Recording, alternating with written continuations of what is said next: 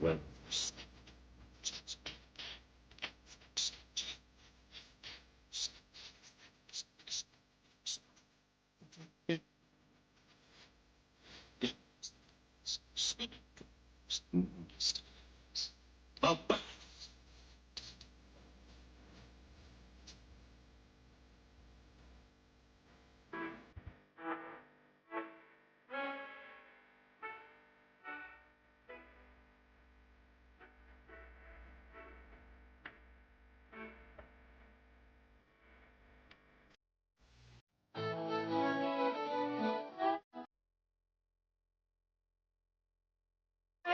Whereabouts do you want the still?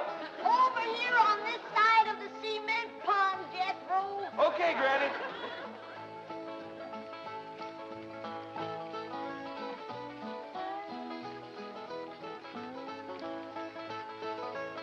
Come on, come on. We's waiting.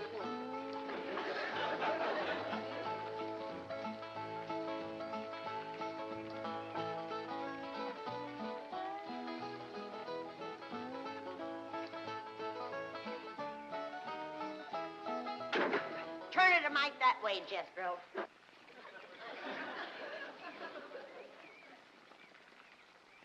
Only one bad thing about putting you still here, Granny. What's that? Drysdale place is downwind. The smell of your corn liquor or brewing is going to drive poor Miss Drysdale right out of her mind. She's a drinking woman. How do you know, Uncle Jay? Well, he kind of let it slip out. Remember when we was unloading this from the truck? Yeah? He says to me, what's that? And I said, that's a still for making corn liquor. He turned kind of white and trembly, and he says, oh, please don't ever let my wife see that. I reckon she just can't leave the stuff alone. Some folks like that. Terrible. Come to think of it, that's how come she's in Boston. What kind of drinking? Yeah. Miss Hathaway says she goes all over every place looking to get cured. Them silly cure's no good. The minute you go to taking it away from them, they want it all the more. I could cure Mrs. Drysdale of her drinking in 2 days. How, Granny? I just telling her she could have all she wanted. When they find out you don't care if they drink, they don't care to drink. That sure would be a blessing. Huh? Over here, Elly, now. No more talk about drinking. Hey, look, everybody. Elly May's wearing a dress. Pa, Mr. Drysdale's in the house to see you. All right. My, ain't she pretty? Yeah. But, Elly, you're showing too much bare hop.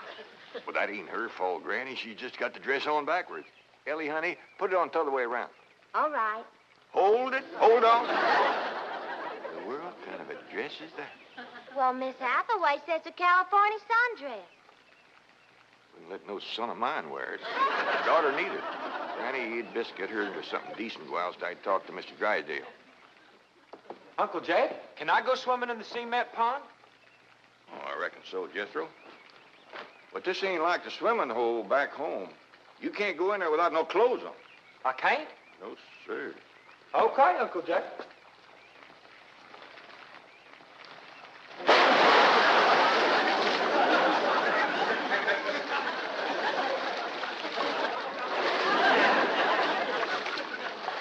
Someday I gotta have a long talk with that boy.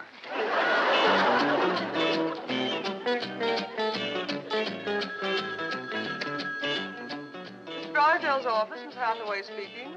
Boston. That must be Mrs. Drysdale. No, don't put her on. She'll only make my life Mrs. Drysdale. How are you? How are things in Boston? Oh, the doctors here are just as silly as the ones in Beverly Hills. They insist there's nothing wrong with me. They've got me so depressed. I just had to call and talk to my darling. Are you taking good care of him? Oh, yes. As a matter of fact, he's stretched out on the sofa right now having his nap. How sweet. Well, the moment he wakens, you take his temperature and give him some of that blue medicine. What? He's waking now? Oh, marvelous. Put him on. Tell him Mumsy wants to hear his sweet voice.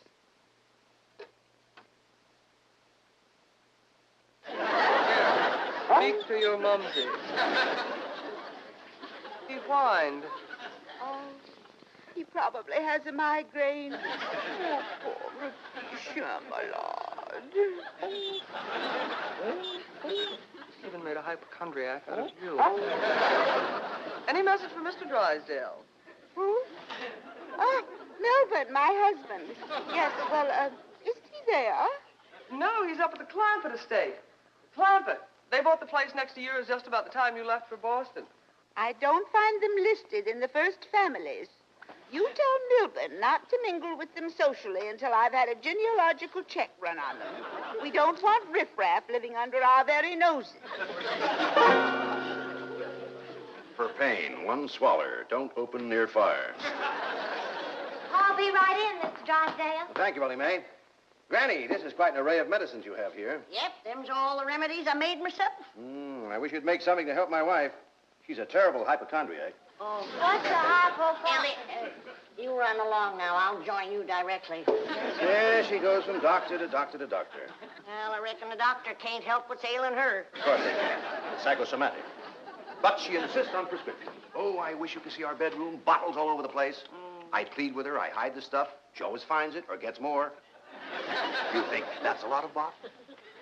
You should see my wife after a trip to the pharmacy. Why, she's so loaded she can hardly stagger up the stairs. Sit down, Mr. Drysdale. Set yourself. And she has a dog.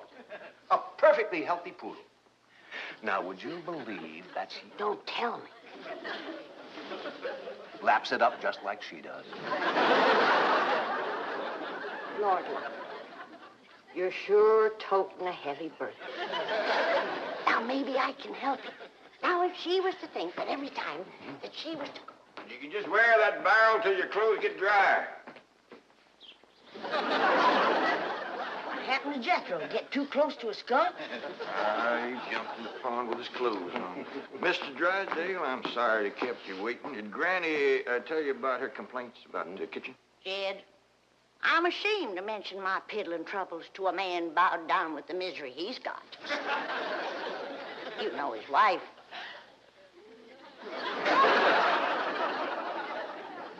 Mr. Drysdale, our hearts go out to you. And we're going to help you, ain't we, Jed? You bet you we are. Man serves a poor purpose in this world if he can't help his neighbor. Oh, you're very kind, but I'll manage. I've been living with it for years. Have a nip. It'll brace you up. Oh, no, thank you. I never touch it. You hear that, Jed? Poor man. He's got all the trouble and none of the fun.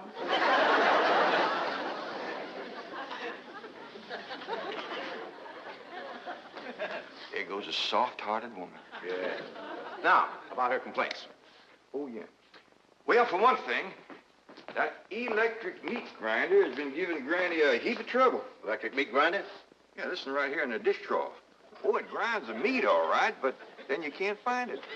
It goes down that pipe. Granny lost 2 squirrels and a rabbit in that thing. That's a disposal. You only put things in there that you don't want. Now, Mr. Drysdale, that ain't altogether true. Granny sure wanted them squirrels and that rabbit. And another thing, this here sideways pump don't work at all. We must have carried in a barrel of water to prime that thing, but it don't work. Oh, there's another thing. Every once in a while, this little thingamajig here makes a ringing noise like that. There it goes again. Well, that's the telephone. Someone's calling you. I don't hear him. They're calling you on the telephone. Say hello into it. Hello. Have to lift the receiver first. Now say it. Hello. Mr. Clampett? He said my name. Can they see through this thing? No. Mr. Clampett, may I please speak to Mr. Drysdale? Well, they sure can see, or else how would they know you're standing here? That's my secretary. She knows I'm here. Yes, Miss Hathaway. Mr. Drysdale, I have some messages. But I'll be doggone. Granny! Elly May! Come look what we got! The Clampetts have just discovered the telephone. Yes, indeed. This is a marvelous invention. With this instrument, you can talk to anyone, any place in the civilized world. Can we talk to my cousin Pearl? Oh, yes, of course. Right now? Yes? Elly May, run out back and fetch Jethro. Oh, wait a minute. You might not have his clothes on yet. Oh, I'll get him. Jed, is he greening us? Can we, honest to goodness, talk to Pearl on this team? You heard what he said.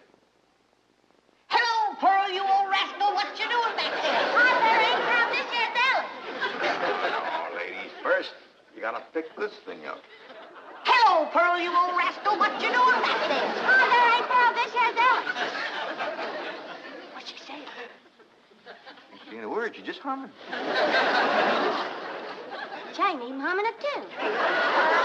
Shut up, humming, and say something. Jethro will be right in. You ready to call Pearl? We've been a calling, but she just hums. Oh, that's dial tone. First, you've got to dial long distance like this. Okay. Howdy, Pearl. Hello, Pearl, you old rascal. What you doing back there? Hi, there ain't proud this here's Elly. This is long distance. We know that, Pearl. Oh, I believe you have the operator.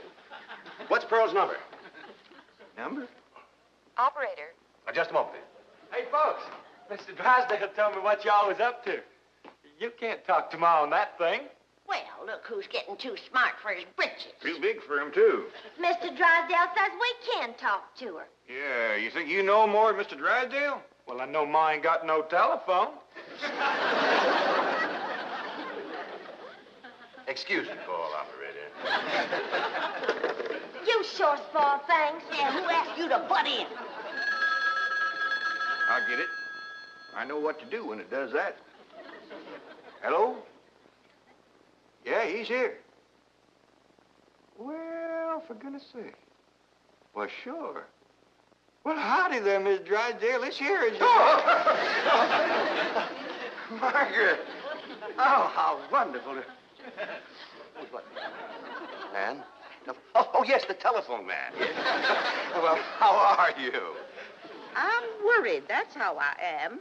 I'm afraid, Milburn, that you've let the wrong kind of people move in next door to us, and I'm dreadfully upset. Now, dear, you mustn't let yourself get into this condition. Control yourself. No, dear, you mustn't come home yet. No, not until we get them in shape. I mean, get you in shape. You know, now we'll wait until you're cute. Milburn, I want to meet the Clampetts as soon as possible. Now, when will that be? What about Christmas? Next year. Milburn, this conversation is making less and less sense. Now, I want the truth about the Clampetts, or I'm flying home immediately. Now, Margaret, please control yourself. I don't want you flying. No, please, dear, please, stay on the ground. Dear, why don't you lie down and take a sedative? And I'll call you from the office. Goodbye. I'm sorry, my wife. We understand. Well, I'll see you later. Keep your chin up. Poor man. Don't it just tear your heart out? He is so ashamed of his wife, he don't even want us to meet her. What he says, she won't be cured till Christmas of next year. You gotta help him, Granny. I still say I could cure Mrs. Drysdale in 2 days. Sure be worth a try if we could get her out here. Jed, misery loves company. And if that poor, miserable woman thought that she had a drinking friend living next door... Granny, you ain't ever down more than a thimbleful in your whole life. I know, Jed, but it'd be worth a little white lie to help a neighbor and save a marriage. But how?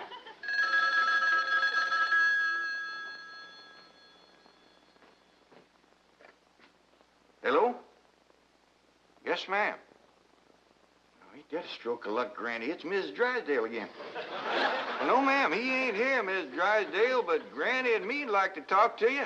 We your next door neighbors, the Clampetts. Listen, honey, I got my still set up not 50 feet from your back door. Now, you come on home, and you and me will get glassy-eyed, falling down crocked. We'll get juiced at eyeballs. How does that sound to you, honey? I don't hear nothing. Me neither.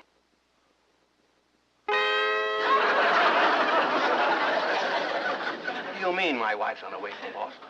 That's the message I got when I tried to put through your call. She's on a jet, right? Never mind the grisly details. Oh, I am ruined. If Margaret gets one look at those hillbillies next door, she'll leave me. Get my psychiatrist over here. Move over, Claude. I need this more than you do.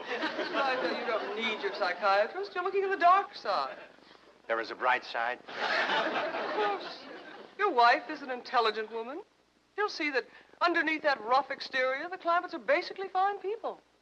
Why, she may even help them to get socially acclimated. You're right.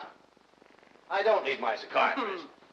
You do. Maybe your wife will take... My wife, through whose aristocratic veins flows blood the color of bluing, considers anyone whose ancestors did not arrive on the Mayflower immigrants. Yes, she does make rather a fetish of the family tree, but... But nothing. I'm stuck. I'm either going to lose my wife or my largest depositor. That's what makes the whole thing so difficult.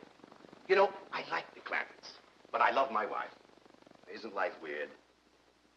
She's a snob, she's a hypochondriac, she's not young and beautiful, but I love her.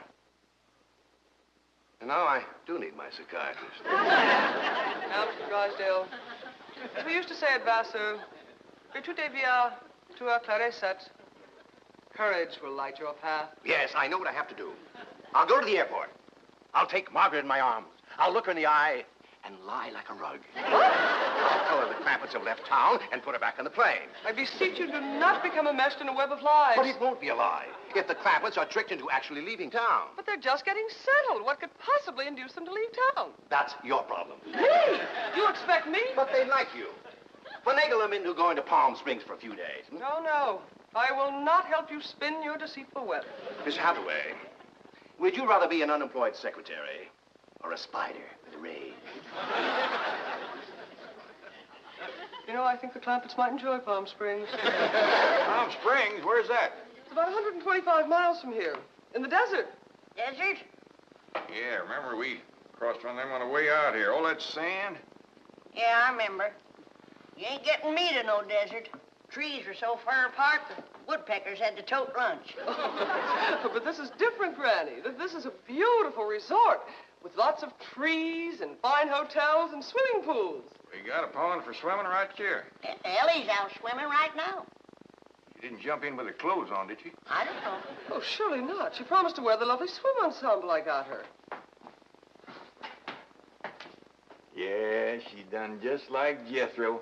Here she comes with the dress shrunk clear up to her. Granny! What's the matter?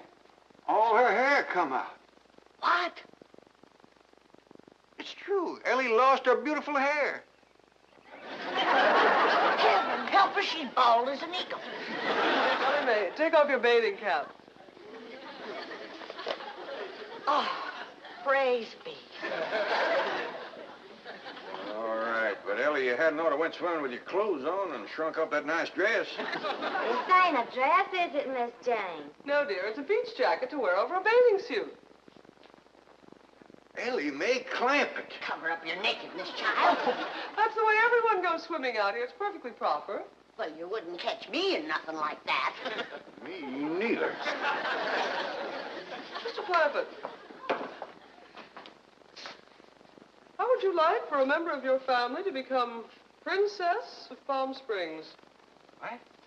They're holding a beauty contest at the Springs this week, and someone in this very room has the face and the figure to win. When the judges see her in a bathing suit... I told you I ain't putting on no bathing suit. Believe me, Mr. Clampett, this beautiful daughter of yours can win that Palm Springs beauty contest without even trying. Can we go, Pa?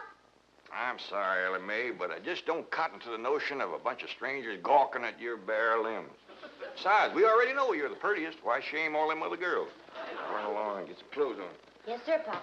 Mr. Clampett, I do wish you would reconsider about going to Palm Springs. Even if Elly Uncle doesn't... Jed, Duke, and... Howdy, Miss Hathaway. Jane to you, Jethro. Well, Jane to you, too. Duke and me's all set to go hunting, ain't we, Duke? Jethro, have you ever hunted in the desert? No, ma'am. Oh, it's a fascinating place. You might even see a mirage. If there's one there, old Duke will tree it. He's the best hunting dog there is. Well, I love hunting around Palm Springs. You'll all love Palm Springs. They have wonderful hotels. Have you ever stayed in a beautiful hotel suite? No, I ain't, darling. Granny, let's you and me go and leave these two lovebirds alone. No, wait, please, let me take you all to Palm Springs. Well, I'll tell you what. Why don't you take Jethro and Elly May, and me and Granny will stay here. Well, but then Mrs. Drysdale would see. I mean... Is Drysdale coming home? Is that why you was trying to get us out of town, so we wouldn't meet her? Yes, that is the reason. I'm so ashamed I could die. Well, now, don't go to crying about it. The way I look at it, ain't nobody got a right to be ashamed of nobody else. Good Lord made us all, and if we's good enough for him, we sure ought to be good enough for each other. I hold back on them tears. You was among friends. Why, I remember a long time ago hearing a fella say it. He said it just about right. He said, there is so much good in the worst of us and so much bad in the best of us that it don't hardly... Boo! Well, go ahead and bawl. It'll make you feel better. I'll tell you what. If this means so much to you, we'll all pick up and go to them Palm Springs with you. Oh, bless you. Mr. Drysdale will be so happy. I'll go help Elly May pack. I'm telling you, that Miss Drysdale must be a mess. She's gonna need our help, Jed. This is a poor time for us to be a-leaving. Yeah, we gotta help her once we get back. Right now, we gotta respect Mr. Drysdale's feelings. Jethro, you go get the truck ready. Okay, Uncle Jed.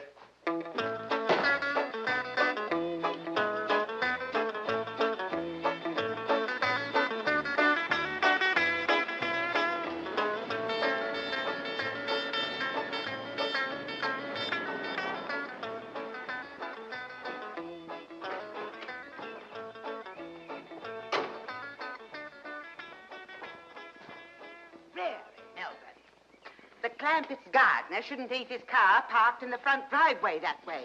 Oh, you're absolutely right, dear, yes. Oh, Margaret, don't you want to stop at home first and freshen up? Take some medicine or something? Milburn, I have just flown 3,000 miles to meet the Clampetts, and I intend to meet them right now. Oh, Don, they're probably out of town. You see, they travel extensively. Oh, they're wonderful people. It'd be a shame if you missed them. But I know how anxious you are to get back to Boston and your doctors. And Sonny. How is Sonny? How's he like Harvard this year? Is it Yale, Princeton, Dartmouth? Let's go ask him. Milburn, what is the matter with you? Milburn, let go.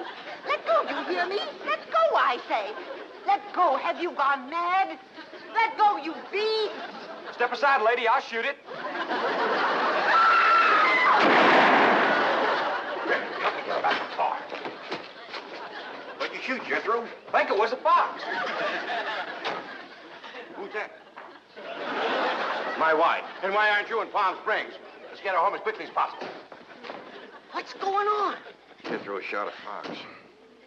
That's Miss Drysdale, stewed to the gills. No wonder they didn't want us to see her. Poor woman. You mean poor husband. Yeah. We can't go up to Palm Springs and leave our neighbor at a time like this. That's right. We gotta pitch in and see that his wife gets cured. Uncle Jed, are we going hunting? Might as well. It'll be a while before she sleeps that one off. Well, I hope there's some possum around. These skinny old California foxes ain't worth shooting at.